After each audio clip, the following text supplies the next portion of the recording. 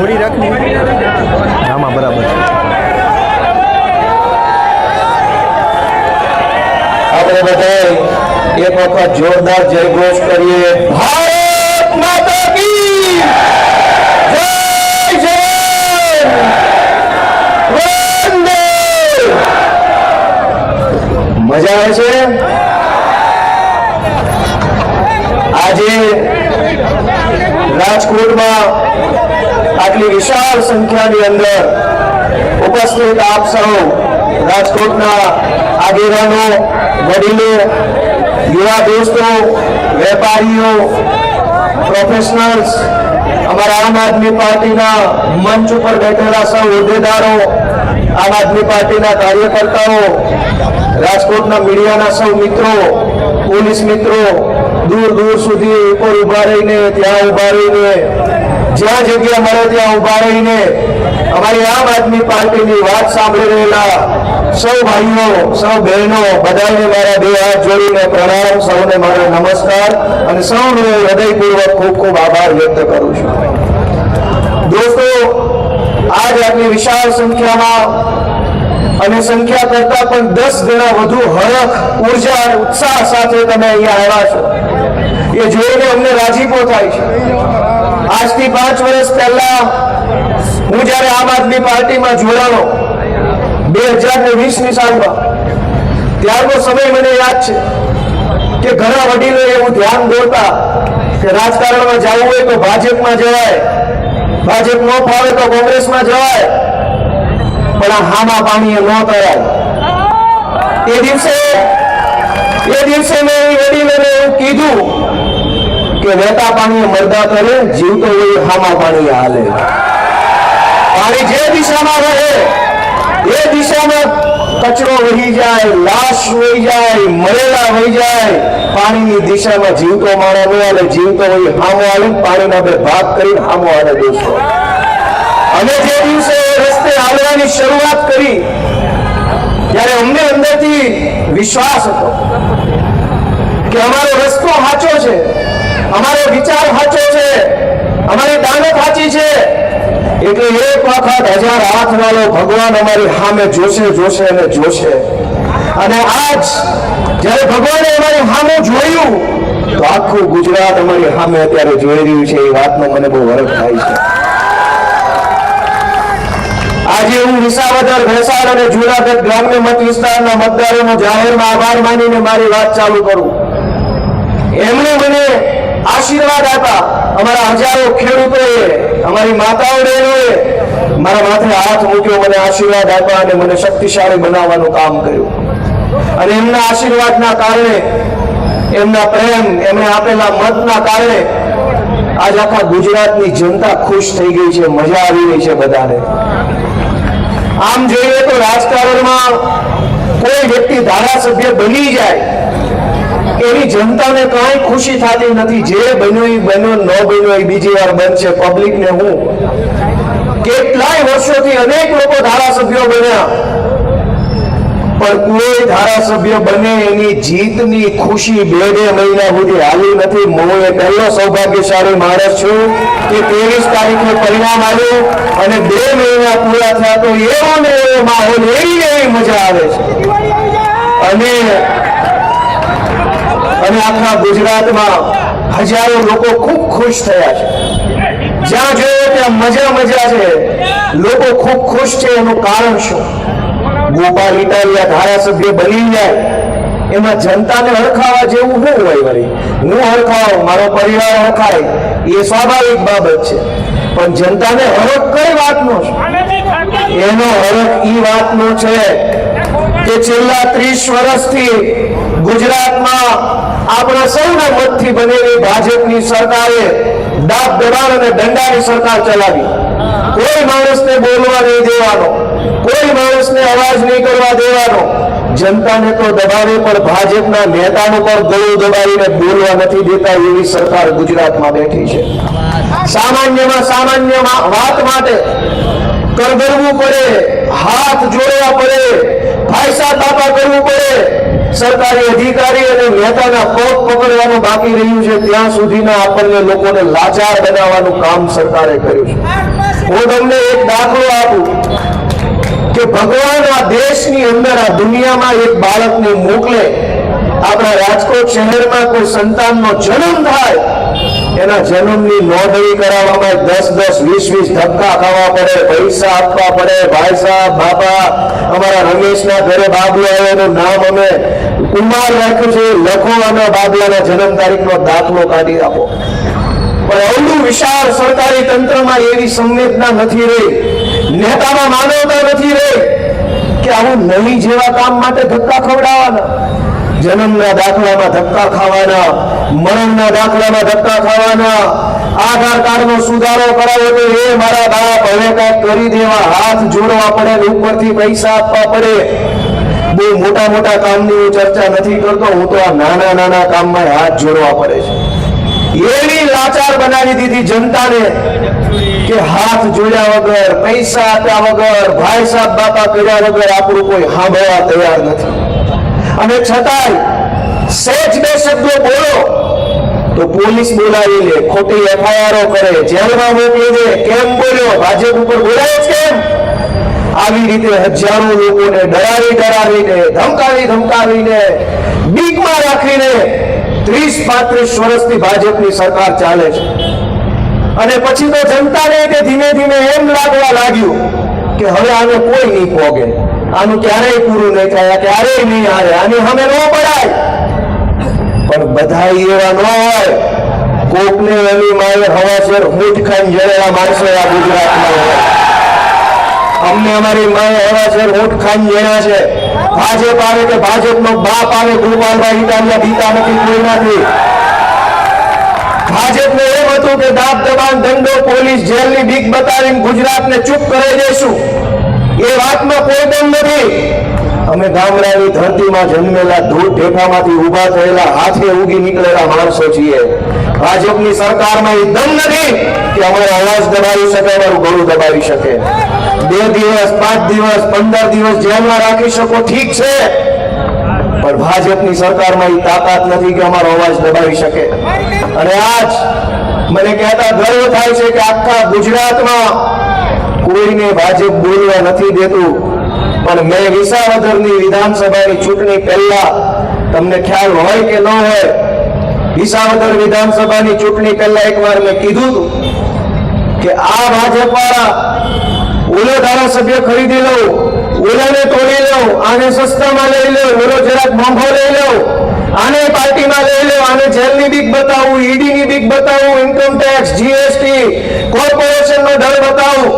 અનેક પ્રકારના ડર અને લાલચ બતાવીને આ ગુજરાતમાં ધારાસભ્યો તોડવા ફોડવાનું કામ ભાજપે કર્યું. મેં એમ કીધું છે કે ગુજરાતમાં નહીં, આખા ભારત દેશની ભાજપ પાર્ટીમાં કોઈ માયનો લાલ હોય તો ગોપાલભાઈ ઇટાલિયન ડરાવી બતાવવું જોયું છે. આ ધારાસભ્યને ડરાવી બતાવે. વિસાવદરની માઈએ મારી ઉપર હાથ મૂક્યો છે. હવે તાનાશાહોની તાકાત નથી કે ગોપાલ ઇટાલિયાનો વાળ વાંકો કરી શકે. દોસ્તો, સમય આવી ગયો છે, નિર્ણય લેવાનો સમય આવી ગયો છે. કેટલા વર્ષોથી આપણે બધું સહન કરતા જીવીએ છીએ. સોસાયટીના પાર્કિંગમાં, આપણા પાર્કિંગમાં કોઈ બીજો બાઇક મૂકી જાય તો નથી સહન કરતા આપણે. કોઈ બાંધવાનું થઈ જાય એમાં કેવી રીતે મૂકી, હવા કાઢી નાખવું. આપણા પાર્કિંગમાં કોઈ બાઇક મૂકી જાય ને એ આપણને પહોંચાતું નથી.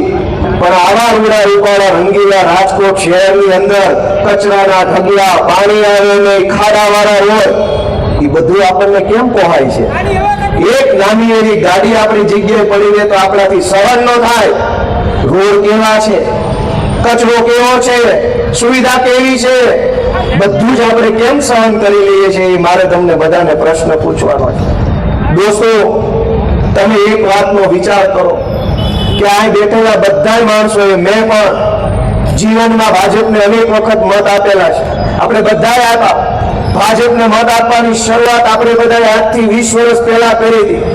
લગભગ લોકોએ 20 વર્ષ પહેલાથી ભાજપનું બટન દબાવવાનું ચાલુ કર્યું. એક વાત તમારા મેમરીમાંથી બહાર કાઢો કે આજથી 20 વર્ષ પહેલા તમે જે ભાજપના નેતાને પહેલી વાર મત આપ્યો હતો, ઈ ભાજપના નેતા અને એના છોકરા ક્યાં પહોંચ્યા અને 20 વર્ષમાં તમે ક્યાં પહોંચ્યા એટલું તો વિચારો. જે લોકો આજથી 20 વર્ષ પહેલા તમારો મત લઈ ગયા એના છોકરા વિદેશમાં સેટ થઈ ગયા અને તમારા છોકરાને ભણવા માટે રાજકોટમાં ખારી સરકારી નિહાળે નથી વધી. આ પરિસ્થિતિ ક્યારે ઊભી થઈ કે બધાય લોકોએ ભાજપ જે ચૂંટણી હોય એ બટન દબાઈ કર્યું. આજ હું પરિસ્થિતિ છે. આપણને દુઃખ લાગે, આપણને એમ થાય કે આવું દુર્ભાગ્ય. તમે ખાલી કલ્પના કરો કે કરોડો લોકો શહેરોમાં રહે છે, ગુજરાતના અમદાવાદ કે રાજકોટ કે સુરતમાં. માવતરની એવી ઈચ્છા હોય કે બાપ દાદાનું ગામ મેલીને રાજકોટ તો મજબૂરી વશ આવવું પડ્યું 2 પૈસા કમાવા કે કંઈક નોકરી ધંધા માટે. પણ મારી જેમ મારા છોકરાએ ભટકવું ન પડે, લાચારી ન કરવી પડે, મારી જેવી વેઠ ન ઉતારવી પડે તો હું મારા છોકરાને કંઈક 5 ચોપડી સારું ભણાવું. પણ ક્યાં ભણતર? સરકારી શાળાના કોઈ ઠેકાણા આ ભાજપની સરકારે શહેરોમાં રહેવા નથી દીધા. અને પ્રાઇવેટ શાળા ગુંડાઓની માફક ફી ઉઘરાવે, ફી ન ભરો તો તમારા છોકરાએ ભેદભાવ કરે. શાળામાં માનવતા મરી ગઈ છે. એ શાળા નવા નાગરિકનું સર્જન કેવી રીતે કરશે? તમે તમારા આત્માને પૂછો કે જે શાળામાં 5,000, 10,000 કે 20,000 રૂપિયા ફી ભરવાની બાકી હોય અને એ શાળાના સંચાલકો તમારા 5મા, 7મા, 8મા ધોરણમાં ભણતા છોકરાએ ભેદભાવ કરે, ક્લાસની બહાર બેસાડે, એની ઉપર ટોર્ચર કરે, એની ઉપર દાદાગીરી કરે. આ તો કેવી માનવતા ને કેવી સરકાર ને કેવી વાત. છતાંય આપણા પેટનું પાણી નથી હલતું કે આપણા ફૂલ જેવા છોકરાઓને ભણવાની વ્યવસ્થા સરકારમાં નથી. અવળો મોટો વિશાળ ભારત દેશ, 140 કરોડની જનસંખ્યા, ગુજરાતની રાજ્યની સરકારનું 4 લાખ કરોડ રૂપિયાનું બજેટ અને એક આપણા છોકરાને આ ચોપડી સરકાર નહીં ભણાવીએ કે તો કેવી વાત થઈ? આઝાદીના 75 વર્ષ પછી જો ભણવા માટે આંદોલન કરવા પડે, પીવાના પાણી માટે આંદોલન કરવા પડે, હારા રોડ માટે આંદોલન કરવા પડે તો જીવતરમાં ધૂળ પડી ભાઈ જો આવી જ વસ્તુના આંદોલન કરવાના હોય તો. આ ભાજપવાળા આપણને વિશ્વગુરુ બનાવવાના સપના બતાવે છે. ભાઈ વિશ્વગુરુ તો ભગવાન જેથી ધાર્યું છે તેથી બનાવશે. તમે 2 હારા રોડ તો બનાવો, અમે જોઈ લઈ તમારાથી હું બને એમ છે. 2 હારા રોડ બનાવો એમ નથી. વાતું કરે વિશ્વગુરુ બનાવું, આમ કઈ મૂર્ખ બનાવવાનું કામ 30 વર્ષથી આખા ગુજરાતમાં હાલે છે. દોસ્તો, હું તમને હાથ જોડવા માટે આવ્યો છું, તમારા દીકરા તરીકે, નાના ભાઈ તરીકે, કે અમે કોઈ મોટા નેતા નથી. મારો જન્મ ભાવનગર જિલ્લાના નાના એવા ટીંબી ગામમાં મારો ઉછેર થયો. હાવ નાનું એવું 2000 જણાનું ગામ છે. ખેતી કરતા કરતા, હીરા ગણતા મજૂરી કરતા મારી મમ્મીએ મને ભણાવ્યો. જે 2-5 ચોપડી ભણવાની તક મળી એમાં મગજ દોડાવી ધ્યાન આપીને ભણ્યો. ભણી ગણીને હું સરકારી નોકરીમાં લાગ્યો. 2012માં હું પોલીસમાં કોન્સ્ટેબલ હતો અમદાવાદ શહેરમાં. જ્યારે હું ગામડામાંથી શહેરમાં ગયો, હું પોલીસની વચ્ચે રહેવા લાગ્યો, મોટા સાહેબોની વચ્ચે રહેવા લાગ્યો તો મેં પહેલી વાત એવી જોઈ કે અરે રે, અહીંયા તો આપણો વટ પડે છે. સિટી મારો, દંડો મારો તો આમાંથી ગમેની ઉભા રહી જાય છે, હાથ જોડવા માંડે છે. પણ આપણા ગામડાના માણસની તો કોઈ ઇજ્જત આબરૂ સરકારી ઓફિસમાં કરતું નથી. ગામડાનો નાનો માણસ સરકારી કચેરીમાં જાય તો તલાટી મંત્રી ડારો કરે, મામલતદારે ડારો કરે, પ્રાંત અધિકારી, ટીડીઓ, કલેક્ટર, આરએફઓ, વીજળી વિભાગ, પાણી વિભાગ, કોર્પોરેશન, બધા લોકોનું વતન આપણી યાર એવી રીતનું જાણે આપણે ભારત દેશના નાગરિક જ નથી. અહીંયા નહીં, ઓલી ઓફિસમાં જાઓ, અમારામાં નો આવે, ઓલાનામાં આવે. ત્યાં જાઓ તો કે અમારામાં નો આવે, ઓલામાં આવે. ત્યાં જાઓ તો કે અમારામાં નો આવે. છેલ્લે પૂછવું પડે, કાકા અમે કોનામાં આવી છીએ, હવે તમે નક્કી કરી લો પહેલા. આથી આ ઓફિસ, આથી આ ઓફિસ, આથી આ ઓફિસ ભટકાયા કરે. મેં અમદાવાદમાં પોલીસ તરીકે જોયું કે આ વાત યોગ્ય નથી. નાના માણસ સાથે, ગરીબ માણસ સાથે, ગામડાના માણસ સાથે, ભોળા માણસ સાથે સરકારી તંત્રનો જે વર્તન છે એ બિલકુલ યોગ્ય નથી. અને સરકારી તંત્ર બેફામ શું કામ છે? કેમ કે નેતા હાવ ડફોળ છે, એના હાથમાં સરકારી તંત્રનો કંટ્રોલ નથી. હું જ્યારે પોલીસમાં હતો તો ઘણી વખત બંદોબસ્ત આવતો, એટલે બંદોબસ્તમાં આમ ટાઈટ થઈને ઉભા હોય, હમણાં મંત્રી નીકળશે, ભાજપના ધારાસભ્ય નીકળશે, એટલે હજર બંધ થઈને ઉભા રહીએ. મેં ઘણી વખત પોલીસ તરીકે મારી પડખેથી નેતા ભાજપના જાતા જોયા, ક્યારેક મંત્રીને, ક્યારેક સાંસદને, ક્યારેક આને. 8-10 વખત મેં મારી પડખેથી નેતાઓને આવતા જતા જોયા. મને એમ થયું આ તો હાવ અકલમઠી આઈટમ છે, આની કરતા હું હોશિયાર છું. અરે મારા કરતા અકલમઠી વ્યક્તિ મંત્રી બનીને ફરે છે, હું દંડોને નાટા મારું છું. મને ધીમે ધીમે અંદરથી એમ થવા માંડ્યું ખોટી જગ્યાએ છું, ખોટી જગ્યાએ છું, ખોટી જગ્યાએ છું. જ્યારે નેતાને ભાજપ વાળાને જોઉં મને અંદરથી એમ થાય ખોટી જગ્યાએ આવી ગયો, ખોટી જગ્યાએ આવી ગયો. અને એક વખત પછી બાટલો છટક્યો, નોકરી મૂકી દીધી ને કીધું હાલો રાજકારણમાં આવે. જનતાના આશીર્વાદથી હું અહીંયા પહોંચ્યો. પણ મેં એને નજીકથી જોયા, આમાં કઈ નથી. ખબર નહીં કેમ જનતા એને મત આપે છે. એ કોઈ પણ ભાજપના નેતાને હું આજે રાજકોટના મંચ ઉપરથી ચેલેન્જ મારું.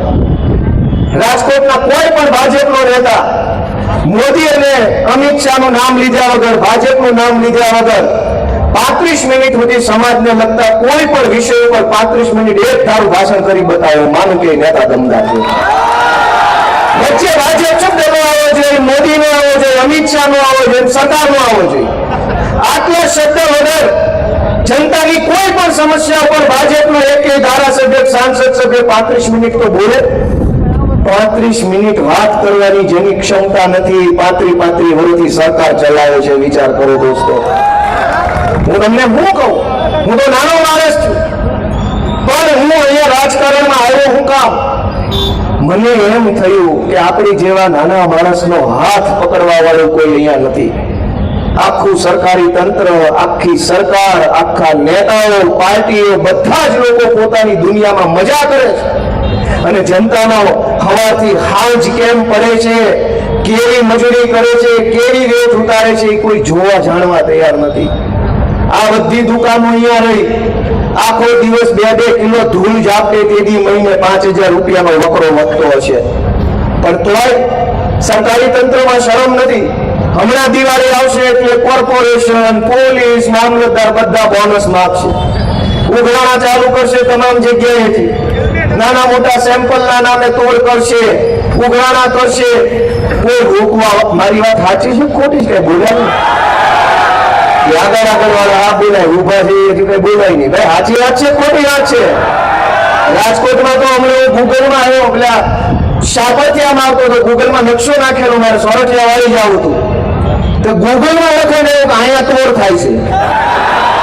એ લોકેશન કેવું હતું? આજીડમ ફેક્ટરી. હા, એટલે અહીંયા તોડ થાય છે. ગૂગલમાં એવું લખાઈને આવ્યું. તમે વિચાર કરો, દુનિયા આખીને ખબર પડી ગઈ કે અહીંયા તોડ થાય છે, તો ભાજપના નેતાને હજુ ખબર નથી ક્યાં તોડ થાય છે. દોસ્તો, પણ વાત એ નથી કે સમસ્યા કેટલી છે. દોસ્તો ધ્યાનથી સાંભળજો કે વાત એ નથી કે સમસ્યા કેટલી છે. રોડ તૂટલો છે એ સમસ્યા નથી, સરકારી શાળા નથી એ સમસ્યા નથી, પ્રશ્ન એ નથી કે દવાખાના નથી, પ્રશ્ન એ નથી કે દવાખાનામાં ડોક્ટર નથી, પ્રશ્ન એ નથી કે સરકારી બસો નથી, પ્રશ્ન એ નથી ભરતી થતી નથી, પ્રશ્ન એ નથી સારા રોડ બનતા નથી, પ્રશ્ન એ નથી કે ટ્રાફિકનું સોલ્યુશન નથી, પ્રશ્ન એ નથી કે પાણી ભરાઈ જાય છે. પ્રશ્ન એ છે કે આટલા બધા પ્રશ્નો હોવા છતાંય કોઈ બોલવા વાળો નેતા કેમ નથી આખા રાજકોટમાં? એ મોટો પ્રશ્ન છે. એ મોટો પ્રશ્ન છે કે કેમ નથી બોલતા.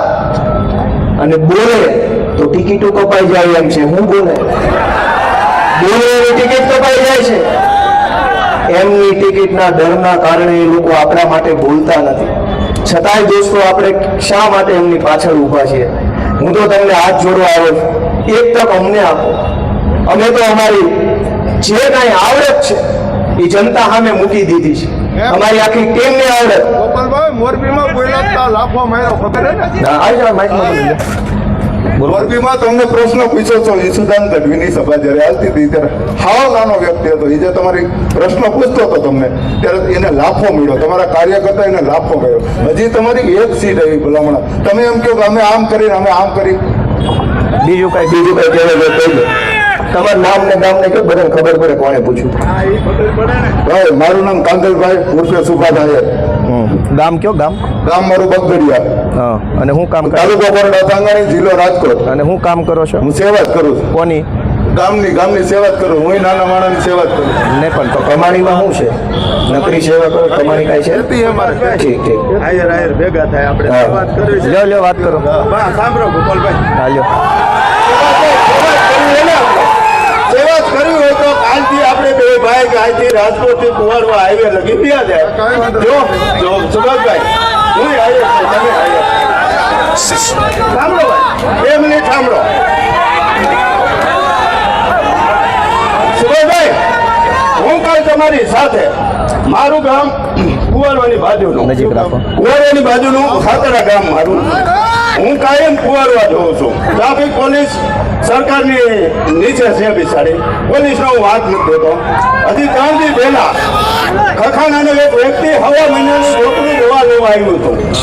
હવા મહિનાનું છોકરું. મેં જીતુ સોમાણી મારો ધારાસભ્ય છે. કોણ?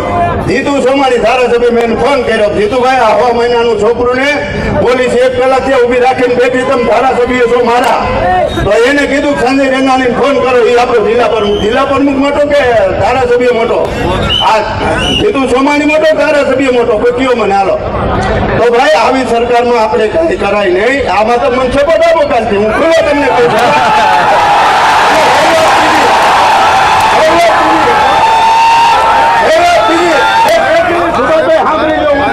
હું કેશુબાપાના નજીકનો માણસ હતો. કેશુબાપાનો કેશુબાપાએ મારા ગામના ભાણે કેશુબાપાને વિસાવદરથી મુખ્યમંત્રી બનાવ્યા. તે પછી આપણા નરેન્દ્રભાઈ મુખ્યમંત્રીમાં આવ્યા. 1 સપ્ટેમ્બરને બતાવો કે 1 સપ્ટેમ્બર બતાવો મને. અત્યારે ભાજપ ભેગો આજથી જાઓ. મારા ભેગા હવે મારા ભેગા ગોપાલભાઈ, એમાં એવું છે 10 વાગ્યા પૂરું કરવું પડે. તમારી સરકાર પંજાબમાં છે. ભલે ભલે ભલે. એક પ્રશ્ન, એક જ પ્રશ્ન. ના પૂછવા દો. તમારી સરકાર પંજાબમાં છે તો ત્યાં ગોપાલભાઈ ખાધા નથી એમ નથી. કોને કહેતો નથી? કેટલા વિડિયા તમારે બતાવો. નથી? તમે એમ તો રાજકોટમાં ખાધા. સુભાષભાઈ સાંભળો, તમારી બધી વાત કહેવાય ગઈ કે બાકી રહી ગયું છે. આવી ગયું બધું. સાંભળો તમામ મિત્રોને વિનંતી ભારત માતા કી. આ વાત ફક્ત મિત્રો નીચે બેસી જશું. ગોપાલભાઈને આપણે સાંભળવા છે. એમાં સુભાષભાઈ એમનું એવું કેવું છે કે પંજાબમાં તમારી સરકાર છે તો હું ન્યાર રોડમાં ખાડા નથી. તો એનો એક જ જવાબ છે કે અમને તો અમારા પગના ખાડા દેખાય, તમારી જેવી લાંબી આંખો અમને ભગવાને નથી આપી. આઈના નથી દેખાતા, દેખાય. તમને ભગવાને 5000 કિલોમીટર લાંબી આંખો આપી છે, તમને દેખાતું છે, અમને અહીંયા દેખાય છે. એટલે હવે અમને ભગવાન એવી આંખો આપશે, તમે એને ખાડા ગોતી આવશું ને અહીંયા બતાવશું. બેઠા આપણી પથારી બદલી ગઈ છે, ગામના બોગડા ક્યાં બદલવાની વાતો કરી આપણે પથારી બદલી ગઈ છે, ગામના બોગડા બદલવા એ ન હોય. રાજકોટમાં બેઠા હોય તો મારે હું અમદાવાદની વાત કરવાની, અને રાજકોટમાં જઈને રાજકોટની વાત આવતી હોય. પણ હમણાં સુભાષભાઈ તો બહુ સારા માણસ છે, સજ્જન માણસ છે. પણ હમણાં ભાજપ વાળા આ ધંધો ચાલુ કર્યો. 5-5 હજાર ખિસ્સામાં નાખીને એટલે ગમે એમ સોંટી જાય. પણ અમને 5000 રૂપિયા મારી વાતો કરો છો, અમે 10,000 આપી જાઓ. પાટીલને પ્રશ્ન પૂછો છો, તમારા દમ હોય ત્યાં પૂછો. પાટીલને પ્રશ્ન રાજકોટના અગ્નિકાંડના આરોપી કઈ જેલમાં પૂર્યા છે પૂછો. પાટીલને પ્રશ્ન 10,000 રૂપિયા હું આમાં આપું. ભાજપ વાળા 5,000 ની પટ્ટી ખિસ્સા મૂકે, ગમે એવો પ્રશ્ન, અમને ક્યાં વાંધો છે. પણ આપણે 10,000 રૂપિયા પૂછો. સંઘવીને પ્રશ્ન ગંભીરા ઉપરથી બ્રિજની નીચે તૂટીને જે મરી ગયા ને કઈ સહાય આપી તમે. આખા રાજકોટની અંદર ડ્રગ્સ વેચાય છે, બેફામ યુવાનોનું જીવન બરબાદ થાય. એટલે હું 10,000 રૂપિયા ખિસ્સામાં નાખું. પૂછો જાઓ ભાજપ વાળાનો પ્રશ્ન. ગોપાલ ઇટાલિયાને પ્રશ્ન પૂછવાથી ગુજરાતની જનતાનું ભલું થતું હોય તો આખો મહિનો અહીંયા બેસી જવા તૈયાર છું. બધા આવીને મને પૂછી જાઓ. પ્રશ્ન જ્યાં પૂછો એને ત્યાં પૂછો મારા વાલા, તો ગુજરાત આખું સુખી થાય. મારી સરકાર આવે તેથી મને પૂછજો, આ જેની છે એને પૂછો, પણ ના પ્રશ્ન પૂછો બીટા ભાંગી નાખે પોલીસ વાળા રાતે લૂંટાવે ભલા. એટલે અમને પૂછો એમાં કઈ કોઈ મહાનતા નથી. અમને પ્રશ્ન પૂછો એમાં મહાનતા નથી. બહુ મૂછે વળ ચડતો તો પૂછો છીએ પાટીલ ને જો પાછા આવવા દે તો કેજો મને. અમે તો સીધા માણસો છીએ, ભોળા માણસો છીએ, ગામડાના માણસો છીએ, નાના માણસો છીએ. સંઘર્ષ કરીને અહીંયા પહોંચ્યા. અમે ગામના ગળા કાપીને અહીંયા નથી પહોંચ્યા. અમે ભૂમાફિયાઓની જેમ જમીનો ઉપર કબજા કરીને અહીંયા નથી આવ્યા. અમે કોઈની જમીનો ઉપર પચાવી નથી લીધી. અમે ડ્રગ્સ વેચીને અહીંયા નથી આવ્યા. અમે દારૂ વેચીને અહીંયા નથી આવ્યા. અમે બાળકોના શિક્ષણ માફિયાઓ જેવું કામ કરીને અમે અહીંયા નથી આવ્યા. મારી ઉપર 30 જેટલી એફઆઈઆર છે. 15 જિલ્લાની જેલમાં રહ્યો, જનતા માટે સંઘર્ષ સહન કર્યો. તેથી જનતાએ આશીર્વાદ આપી મને અહીંયા બેહાડ્યો છે.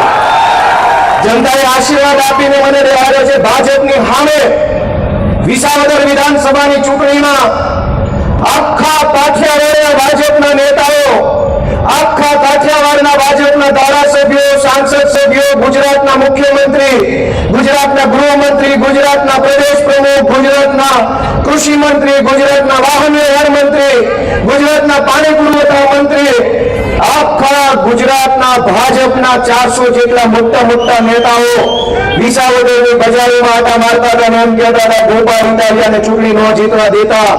એમ છતાંય એ 400 નેતાઓનું અભિમાન તોડીને ગુજરાતના ખેડૂતો, વિસાવદરના ખેડૂતો, એ ખેડૂતના દીકરાએ આશીર્વાદ આપ્યો. ત્યારે હું અહીંયા આવીને ઉભો રહીને બોલી શકું એમ છું. નહીતર 2017ની સાલમાં ગુજરાતની વિધાનસભાના અધ્યક્ષે એ વખતના મારી ઉપર પ્રતિબંધ મૂક્યો. 2017માં એવો નિર્ણય થયો ગુજરાતની વિધાનસભામાં કે ગોપાલ ઇટાલિયાને વિધાનસભા પર નો એન્ટ્રી પ્રતિબંધ. 17 થી લઈને 25 સુધી હું ક્યારેય વિધાનસભાના મેઇન ગેટથી અંદર ન જઈ શક્યો. શું કામ? કે મારી ઉપર પ્રતિબંધ મૂક્યો. પણ સત્તાની તાકાત એટલી જ છે કે એ 3 લીટી લખે અને મને ન આવવા દે. પણ જનતાની તાકાત, સત્તાની તાકાત કરતા મોટી તાકાત છે. વિસાવદરની માયુએ, વિસાવદરના માવતરે મારી ઉપર હાથ મૂક્યો તો ભાજપની ડેલાની હાકડી તૂટી ગઈ. વાસ્તે ગાસ્તે વિધાનસભામાં મારી એન્ટ્રી થઈ. દોસ્તો, હું અહીંયા ઉભો રહીને આજ બોલું છું તો એ તાકાત જનતાની છે, ગામડાના માણસની તાકાત છે, ગરીબોની તાકાત છે. સામાન્ય માણસની તાકાતના દમ ઉપર ગોપાલ ઇટાલિયા, ઈશુદાન ગઢવી, પ્રવીણ રામ, રાજુભાઈ કરપડા, ચૈતર વસાવા, આ લોકો કોણ છે? એ જનતાની તાકાત છે. અમારામાં તાકાત નથી. તમે અમારા પાછળ ઉભા છો, તમે અમારી હારે ઉભા છો એટલે અમે લડી શકીએ છીએ. હું બધા મિત્રોને કહેવા માંગુ છું, સુભાષભાઈ, આજ હું ભાજપમાં હોત ને ભાજપમાં નહીં બોલતો તો તમારી હિંમત થાય નહીં લડવાની? બસ આજ ફરક ભાજપમાં ને અમારામાં છે કે અમે અહીંયા નો ડાઉટ મોરબીમાં ઘટના બની હોય એને બિલકુલ માન્યતા નથી કરતો. ખરાબ છે, એ ખોટું છે. એ તો 5000 કિસાન નાખે એટલે બોલે એ કઈ વાંધો નથી. એ બધું આમાં હાલતું જોઈએ રાજકારણ છે. જનતા એટલી જાગૃત વિસાવદર પછી થઈ ગઈ છે.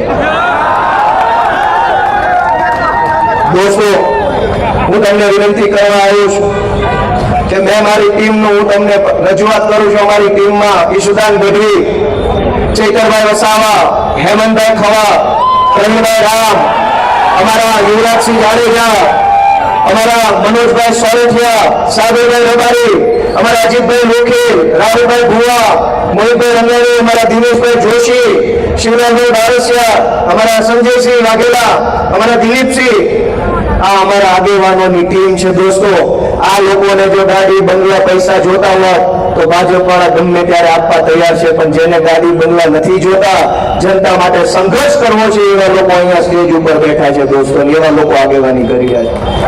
આજ તમે એમ માનો કે મારે વડીલને દુઃખ સાથે કહેવું છે. ભાઈએ સારી વાત કરી. અમારા આગેવાન કાર્યકર્તા હતા વિજયસિંહ જાડેજા, આ રાજકોટના સૌથી મજબૂત, સક્રિય, સક્ષમ કાર્યકર્તા. હું તમને એક દુઃખદ ઘટના તો યાદ રાખજો દોસ્તો, રાજકોટમાં શું બન્યું. અમારા આમ આદમી પાર્ટીના કદાવર નેતા વિજયસિંહ જાડેજા અહીંયા કામ કરતા હતા આમ આદમી પાર્ટીનું. આજથી 20-25 દિવસ પહેલા સિવિલ હોસ્પિટલના અંદર ચાલતી ગોબાચારી, સરકારી દવાખાનામાં ચાલતી લાલિયાવાડીની રજૂઆત કરવા માટે આરોગ્ય અધિકારી પાસે ગયા, ગાડીમાંથી ઉતર્યા, 10 ડગલા હાલ્યા આરોગ્ય અધિકારીની ઓફિસે જઈને રજૂઆત કરવા જવા માટે કે આ દવાખાનામાં ખોટું થાય છે, દવા નથી, ડોક્ટર નથી, સાધન નથી, એવી રજૂઆત કરવા માટે વિજયસિંહ ગયા, ગાડીમાંથી ઉતર્યા, 5 ડગલા હાલ્યા, હાર્ટ એટેક આવ્યો, ન્યાન્યા પડી ગયા. એ વખતે અમારા કાર્યકર્તા ઇમરાનભાઈને હાજર હતા. તાત્કાલિક એમ્બ્યુલન્સમાં નાખીને સિવિલ હોસ્પિટલ રાજકોટમાં લઈ ગયા એમને વિજયસિંહને. અને દુઃખની બાબત જુઓ કે 70 રૂપિયાનું એક ઇન્જેક્શન હતું. 70 રૂપિયા વાળું એક ઇન્જેક્શન સરકારી સિવિલ હોસ્પિટલમાં નહોતું. એટલે સિવિલ હોસ્પિટલે કીધું બહારથી લઈ આવો. અમારા 10 કાર્યકર્તાઓ રાજકોટની બજારે ઇન્જેક્શન લેવા ગયા. 45 મિનિટનો ટાઈમ લાગ્યો. 45 મિનિટ પછી એક ઇન્જેક્શન માંડ આવ્યું. ત્યાં સુધીમાં વિજયસિંહજી આપણી વચ્ચે દુનિયામાં ન રહ્યા. 70 રૂપિયા વાળું ઇન્જેક્શન રાજકોટની હોસ્પિટલમાં હોત તો વિજયસિંહ જાડેજા જેવો કદાવર આગેવાના જે સ્ટેજ ઉપર બેઠા હોત ને આપણને એનો લાભ મળતો હોત. દોસ્તો, એમણે રોજગાર મેળો કર્યો. 300 કરતા વધુ છોકરાઓને કંપનીમાં નોકરી અપાવવાનું કામ કર્યું. અલગ અલગ કંપનીઓ જે છે રાજકોટની આજુબાજુ જીઆઈડીસી એની હારે સંકલન કર્યું. બધી કંપનીના આગેવાનો મળ્યા, હાથ જોડ્યા, સંકલન કર્યું, રોજગાર મેળાનું આયોજન કર્યું. હજારો છોકરાએ ફોર્મ ભર્યા, વચ્ચે ભલામણ કરી 300 જેટલા છોકરાને નાની મોટી નોકરીમાં જે માણસે લગાડ્યા એને 70 રૂપિયાનું ઇન્જેક્શન આજ રાજકોટની સરકારી દવાખાનામાં ન મળીને માણસ ગુજરી ગયા. તમે કોને પ્રશ્ન પૂછો છો? શરમ આવી જોઈએ 5000 રૂપિયા લઈને ગમે પણ લીધા. એક માણસ આ રાજકોટની અને કોણ ભાઈ બધા સાક્ષી છે એની વાતના. રાજકોટના છાપામાં આવ્યું, અવળી મોટી ગુજરાતની સરકાર, ભાજપના માણસો, 40 વર્ષ જૂની સરકાર, અને 70 રૂપિયા વાતે કોઈક માણસનો જીવ જાય તો તમે તમારા આત્માને પૂછો કે વ્યાજબી કેટલી વાત છે? આજ રાજકોટમાં અગ્નિકાંડ થયો. હું દાવા સાથે કહું છું, સરકારે લાશનો સાચો આંકડો બહાર ન થવા દીધો આજ દિવસ સુધી. જ્યાં ઘટના બને, જ્યાં દુર્ઘટના બને એની અંદર બસ ખોટા આંકડા બહાર આવે. ગંભીરામાં ઘટના બની, તક્ષશિલામાં બની, અહીંયા બની, ડ્રગ્સ વેચાય છે. તમે એક હેલ્મેટ પહેર્યા વગર બહાર નીકળો તો તમને અહીંયા માધાપર ચોકડીએ ને અહીંયા બીજા ચોકડીએ 4 ચોકડીએ પકડી લે. ડ્રગ્સ વેચવા વાળા કાં નથી પકડતું કોઈ? હપ્તા કોને ઉડી જાય છે? તમે હેલ્મેટ ન પહેરો તો ગુનો છે. રાજકોટમાં ડ્રગ્સ વેચે તો માસીના ભાણિયા જેવી શાબાશી આપે છે, વાહ ભાણાવા સારું વેચાણ કરે. દોસ્તો, અમે એ લડાઈ લઈને નીકળ્યા. ગોપાલ ઇટાલિયા ધારાસભ્ય બનવા નીકળ્યો હોત તો કે દિવસનો વંડી ઠેકીને બની ગયો હોત. પણ મેં નિર્ણય કર્યો છે કે ભાજપની ભીખમાં આપેલી સીટ ઉપર તો જિંદગીમાં કાંઈ નથી બનવા, પટાવાળો બનવા નથી માંગતો. કોઈ વસ્તુ નહીં. ભાજપની ભીખના 1 કરોડ રૂપિયા ન જોઈએ, પણ મારા હકની પાવલીઓ છે ને તો બાંધીને લીધા વગર રહીશ નહીં. હું મારા હકની પાવલી માટે લડીશ. હકની પાવલીઓ છે તો છોડી નહીં દેવાનો આવે, પણ ભાજપની ભીખમાં 1 કરોડ રૂપિયા ન જોઈએ એવી તાકાત અમે જનતા સમક્ષ મૂકી છે. ત્યારે જનતાએ અમને આશીર્વાદ આપ્યા છે. દોસ્તો, હું તમને બધાને હાથ જોડવા આવ્યો છું. અમે નાના છીએ, અનુભવમાં, ઉંમરમાં, રાજનીતિમાં. કંઈક અમારી ભૂલ થતી હોય તો તમે અમારો હાથ પકડજો, તમે અમારો કાન પકડજો, તમે અમને ઠપકો આપજો, તમે અમારું ઘડતર કરજો. પણ આ લોકોને મહેરબાની કરીને કાઢો. હવે આનો જવાનો ટાઈમ થઈ ગયો છે દોસ્તો. આને કાઢો. અમારી કોઈ ભૂલ હશે, અમારાથી જાણતા અજાણતા કંઈક કામ એવું થયું હશે જે નહીં કરવાનું હોય. તમે અમારા માવતર છો, તમે ગુજરાતનું નેતૃત્વ ઘડો, તમે અમારું ઘડતર કરો, તમે અમને શીખવાડો. તમારે જેવો નેતા જોઈએ એવા નેતા અમને બનાવો. છોકરાને ડોક્ટર બનાવવો હોય તો આખું ઘર નથી એની પાછળ લાગતું ડોક્ટર બનાવવાનો છે. છોકરાને એન્જિનિયર બનાવવાનો હોય તો આખું પરિવાર એ છોકરાની પાછળ એન્જિનિયર કેમ બને એના માટે મહેનત કરે છે. હું તમારો દીકરો છું, તમારે મને અને અમારી પાર્ટી જે બનાવવાનું હોય એટલી મહેનત તો તમે અમારા માટે કરશો કે નહીં કરો? દોસ્તો, અમે કોઈ ખરાબ કામ કરવા રાજનીતિમાં નથી આવ્યા. રાજકારણમાં મારા 10 વર્ષ થઈ ગયા, આમ આદમી પાર્ટીમાં 5 વર્ષ થઈ ગયા.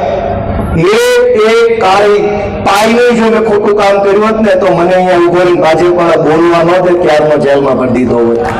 10 વર્ષની જિંદગીમાં મેં કોઈ પાવલીનું ખોટું કામ નથી કર્યું. અમારા ઈશુદાનભાઈ કે અમારા પ્રવીણભાઈ રામ કે અમારા મનોજભાઈ, અમારી આખી પાર્ટીના નેતાઓ એક પાવલીનું ખોટું કામ નથી કર્યું ને ત્યારે ભાજપની છાતી પર પગ રાખીને અમે ગુજરાતમાં બોલી શકીએ છીએ દોસ્તો. નહીંતર આ બધા પોલીસના જે કઈ અધિકારીઓ મોટા ભાગના નેટ ભાજપનું કામ કરે છે. નેટ હાવ ભાજપનું કામ કરે છે. નહીં જેવી વસ્તુમાં પકડી જાય છે. પણ તમે એક અરજી આપો કે સાહેબ મારા પ્લોટ ઉપર ગુંડાઓએ કબજો કરી લીધો છે, તો સાહેબ તમારા તરફેણમાં નહીં હોય, ગુંડાની તરફેણમાં છે. તમે ફરિયાદ કરો કે સાહેબ આ વાહે દેશી દારૂ વેચાય છે, તો જ્યારે સાહેબના વેવાય એવી રીતે એને હાચવે છે તમને જેલમાં પૂરી દે. તમે એમ કહો કે આ બાજુ ડ્રગ્સ વેચાય છે, સાહેબો ધ્યાન નહીં આપે. તમે એમ કહો એ સાહેબ શાળાવાળા મારા છોકરાને હેરાન કરે છે, ભણવા નથી દેતા, ફી માગે છે, કડક ઉઘરાણી કરે છે, મારી પાસે કાંઈ નથી સાહેબ, થોડોક સમય આપો. તો આ લોકો નહીં માને. સરકારી તંત્ર કોઈ તમારી સાથે નથી. તમે તમારી જાતને પૂછજો કે કોર્પોરેશનમાં બેઠેલા સાહેબો છે એ તમારા તરફેણમાં કામ કરે કે માથાભારે માણસો તરફેણમાં કામ કરે? મામલતદાર હોય, ટીડીઓ હોય, કલેક્ટર હોય, કમિશનર હોય, પીઆઈ હોય, એસપી હોય, પોલીસ કમિશનર હોય, મ્યુનિસિપલ કમિશનર હોય, વીજળી વિભાગ વાળા હોય, આ બધા જ લોકો માથાભારે માણસો સીધા આવીને તમારી યારે આડા હાલે છે. તમારું કોણ? આમ જનતાનું કોણ? આમ જનતાનો હાથ પકડવા વાળો કોઈ માણસ નથી. આમ જનતાની વાત સાંભળવા વાળો કોઈ નેતા નથી.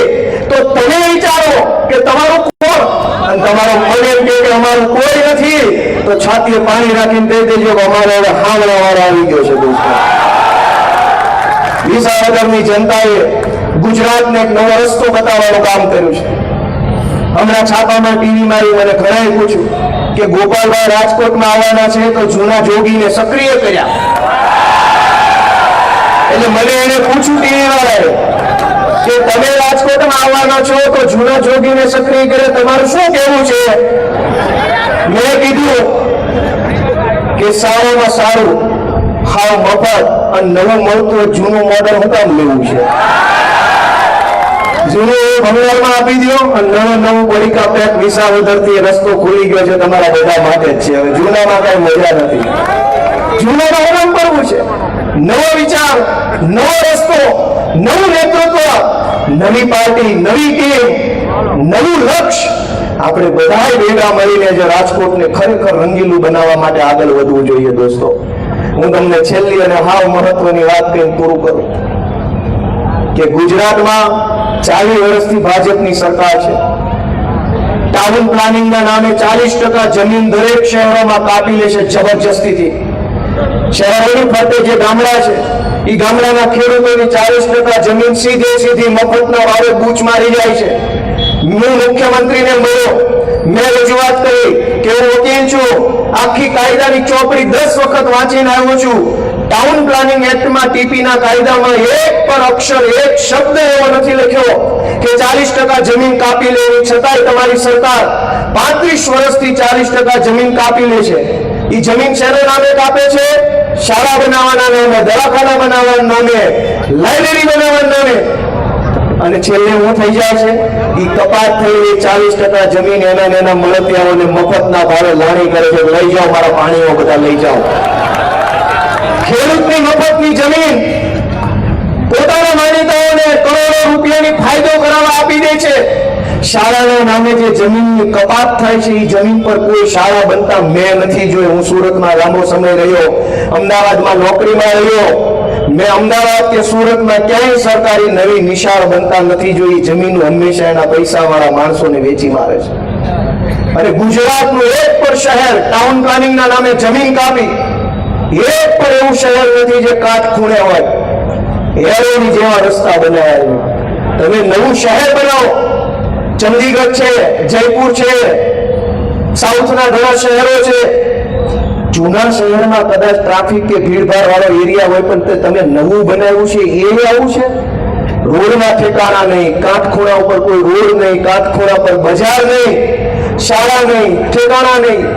કરોડો રૂપિયા આપણા ખિસ્સામાંથી કાઢી અને તમે બધા તમારી આસપાસમાં રહેતા ભાજપના માણસને જોશો તો તમને ખ્યાલ આવશે કે આજથી 15 વર્ષ પહેલા જે માણસ સીટ વગરની સાયકલ લઈને ફરતા હતા ને એ આજે હેલિકોપ્ટરમાં ઉડવા લાગ્યા છે. તમે આજથી 15 વર્ષ પહેલા જે મજૂરી કરતા હતા, મહેનત કરતા હતા, કરકસર કરતા હતા, પાય બચાવવાની મહેનત કરતા હતા, અને તમે આજે પાય બચાવવાની મહેનત કરો છો. કરોડો રૂપિયા ખાઈ જાય છે. દોસ્તો, અમને એક તક આપો, તમારા આશીર્વાદ આપો. અમે કામ કરવા માંગીએ છીએ. ખોટું કરવાનું અમારું કામ નથી. અમે એટલો બધો સંઘર્ષ કરીને અહીંયા સુધી પહોંચ્યા છે. આ ગુજરાતમાં મારના બીકે કોંગ્રેસ વાળા અડધા ભાજપમાં ભળી ગયા અને અડધા ખાનગીમાં ગોઠવાઈ ગયા છે. બધા ગોઠવાઈ ગયા. અમે એક જ એવા છીએ જે મારના બીકે નહીં, જેલની બીકે નહીં, કોઈ પણ બીકથી અમે ભાજપ હારે કોમ્પ્રોમાઇઝ કરવા વાળા માણસો નથી. દોસ્તો, તમે અમારી હિંમતની કદર કરતા હો, તમે અમારી આવડતની કદર કરતા હો, તમે અમારી સમજણ શક્તિ અને રાજનીતિની અમારી સમજ છે એની કદર કરતા હો, તો એક વખત આખું રાજકોટ અમારા માથે હાથ મૂકી દેવી હું તો તમને બધાને વિનંતી કરું છું. તમે ચૈતરભાઈ વસાવાની હિંમતની કદર કરતા હો, ગોપાલભાઈ ઇટાલિયાની આવડતની કદર કરતા હોય, ઈશુદાનભાઈ ગઢવીના સંઘર્ષની કદર કરતા હોય, તમને એમ લાગે કે આ બધા જુવાનિયા છે તો સાચા, એના મન તો સાચું છે, એની દાનત સાચી છે, ખોટા નથી, રૂપિયા કમાવા નથી આવ્યા, એવું તમારો આત્મા એકવાર કે તો આવનારી કોર્પોરેશનની ચૂંટણીમાં બધાએ અમારા માયું, ભાઈઓ, બહેનો બધાએ અમારી ઉપર હાથ મૂકશો તો અમે રાજકોટમાં ઘણું સારું કામ કરી શકશું. દોસ્તો, બધાને મારી વિનંતી છે કે તમે બધા અહીંયા આટલી મોટી સંખ્યામાં આવ્યા એ બદલ હું તમારા બધાનો હૃદયપૂર્વક ખૂબ ખૂબ આભાર વ્યક્ત કરું છું. વિશેષ આભાર રાજકોટના મીડિયા ટીમનો, કેમ કે ગુજરાતમાં અમદાવાદના મીડિયા પછી સૌથી શક્તિશાળી અને પાવરફુલ મીડિયા રાજકોટની અંદર છે. આપણા માટે ગર્વ લેવા જેવી બાબત છે. રાજકોટના છાપે છપાય એટલે ગુજરાતમાં ડંકો જ હોય. એ ગમે છાપાના ગમે ખૂણે આવે તો ચોથા પાને આવે, પહેલા પાને આવે, હેઠીન ખૂણામાં આવે, ઉપલા ખૂણામાં આવે. રાજકોટના છાપામાં છપાય એટલે ગુજરાતભરના વોટ્સએપની અંદર એ વાત ફેલાતી હોય છે. એવા શક્તિશાળી રાજકોટના બધા મીડિયાના મિત્રોને ખૂબ ખૂબ અભિનંદન પાઠવું છું, એમને ખૂબ ખૂબ આભાર વ્યક્ત કરું છું. અને આપ સૌ આટલી મોટી સંખ્યામાં પધાર્યા, અમારા સૌ કાર્યકર્તાઓ, અમારા માનનીય અજીતભાઈ લોખીલ, અમારા માનનીય નેતા રાહુલભાઈ ભુવા, અમારા દિનેશભાઈ જોશી, અમારા તેજસભાઈ ગાજીપુરા, અમારા ચેતનભાઈ કામાણી પોતે સીએ છે, પૈસાના હિસાબ કિતાબનું કામ કરે છે, અમારા સંજયજી, અમારા દિલીપસિંહ, અમારા બધા યુવા નેતાઓ મોહિતભાઈ, તેજસભાઈ, ભાઈ શિવલાલભાઈ, અમારા બહેનો બધા બેઠા છે, બધાનું નામ આવડતું નથી, માફ કરજો. અમારા કરણભાઈ ગઢવી, ભાઈ વિવેકભાઈ, બધા ખૂબ સક્ષમ ભણેલા યુવાન વયના આગેવાનો છે. આ બધાએ નેતૃત્વ હાથમાં લીધું છે. તમે બધાએ પાછા ફરીથી એકવાર બધાનો આભાર વ્યક્ત કરું છું. ભારત માતા કી જય.